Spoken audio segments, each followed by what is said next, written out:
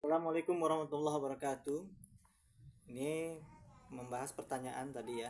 Lafadz Ramadona apa Ramadoni pada lafadz niat. Sebenarnya niat mah nggak masalah ya, karena niat itu fil kolbi. Tapi kalau pengen diteksin sebagai santri supaya tahu, maka itu bisa boleh Ramadona, boleh Ramadoni. Kalau dibacanya nawa itu soma godin an ada ifar di syahri Ramadona hadis sanati, maka itu juga nggak apa-apa meskipun itu kaul doif ya.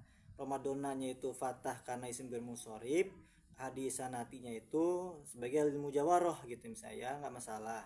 Tapi itu kaul doif ya di kitab Fathul Wahab.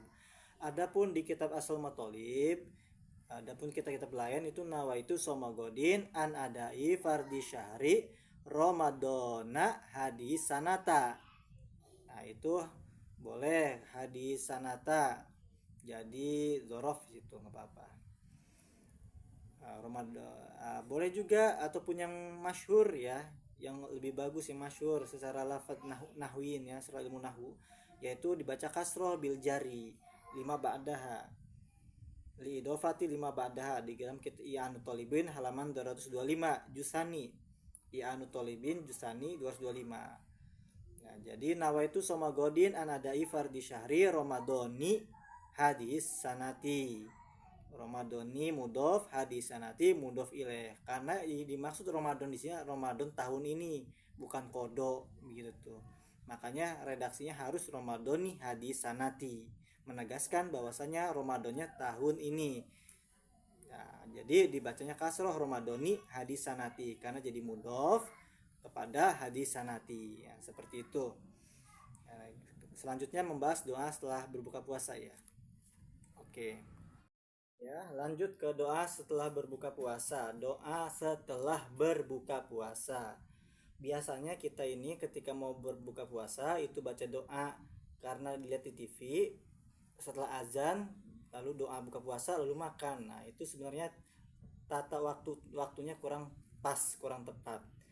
Ya kalau di TV kan dia ketika azan dia makan minum dulu, setelah azan dia baru baca doa buka puasa gitu tuh. Tapi kalau yang di rumah gimana? Maka sebaiknya tata caranya itu sebagaimana keterangan dalam kitab I'anu Tolibin Jusani halaman 247 halamannya, yaitu adalah akibal fitri, setelah berbuka ya. Akibama ya bil fit la qablahu wala indahu, bukan sebelum berbuka puasa, bukan ketika lagi berbuka puasa, tetapi doanya itu dibaca setelah berbuka puasa. Jadi teknisnya begini, ketika dor beduk subuh atau azan maghrib maksudnya berbuka puasa, maka kita langsung niat bismillahirrahmanirrahim, Allahumma barik lana fima rozaqtana wa qina azabannar kalau mau makan. Kalau mau minum dulu yang bismillahirrahmanirrahim lalu minum. Nah, setelah makan, setelah minum baru baca Allahumma lakasumtu wa bika amantu wa ala rizkika aftartu bi rahmatika ya arhamar rahimin. Nah, cuman kalau misalkan ketika berbukanya dengan air, maka disunahkan ditambahi lafad mana ini? Wa yazidu tuh ya, dan ditambahi man aftara bil ma'i zahabal zama'u wa betalatil uruku wa sabatal ajru insyaallah taala gitu. Jadi kalau misalkannya wa yazidu man aftara bil ma'i, lan nambahi sapa wong kang berbuka ya wong bil ma'i klan banyu dengan lafaz zahabal zama'u wa betalatil uruku wa sabatal ajru insyaallah taala. Kalau minumnya pakai air juga ya, pastinya pakai air. Ya, lanjut pertanyaan berikutnya. Kenapa puasa Ramadan di Indonesia seringnya 30 hari, sementara ada hadis mengatakan zamannya Nabi Muhammad itu 29 hari seringnya. Nah, ini lihat, kita harus paham letak hilal bukan geografis. Betul, Indonesia lebih timur dibandingkan di Arab Saudi. Indonesia itu lebih 4 jam duluan daripada Arab Saudi. Nah, ketika posisi hilal maghrib di Indonesia itu hilalnya itu ketinggiannya itu belum mencapai kriteria, misalkan di bawah 2 derajat misalkan, sehingga tidak dimungkinkan untuk diruyah, tidak mungkin dilihat oleh mata telanjang khususnya, maka karena tidak terlihat oleh mata hilal tersebut, tidak bisa diruyah, maka istikmal 30 hari, sehingga puasanya jadi 30 hari karena hilalnya nggak kelihatan ketika maghrib di Indonesia. 4 jam kemudian posisi hilal, ingat bulan itu terus bergerak mengelilingi bumi, nggak berhenti. Ketika waktu di Indonesia posisinya masih di bawah 2 derajat ya, ketika nyampe di Arab Saudi di Mekah posisi hilal udah tinggi di atas 4, 5, 6 bahkan.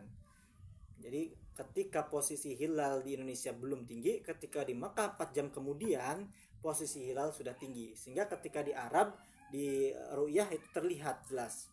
Sehingga ketika di Arab ya karena terlihat hilal, maka besoknya lebaran. Ketika maghrib di Indonesia itu belum tinggi, nggak kelihatan, istikmal 30 hari gitu tuh. Makanya di Arab mah lebih seringnya 29, sementara di Indonesia lebih sering 30 karena memang beda matlaknya itu ya, wilayah hukumnya. Kita di Asia Tenggara dengan di Arab Saudi itu beda posisi letaknya beda, longitudenya juga beda. Oleh karena itu logika jangan kebalik. Ingat, kita patokannya hilal, bukan geografis letak negara kita lebih timur dibandingkan Arab. Betul, kita duluan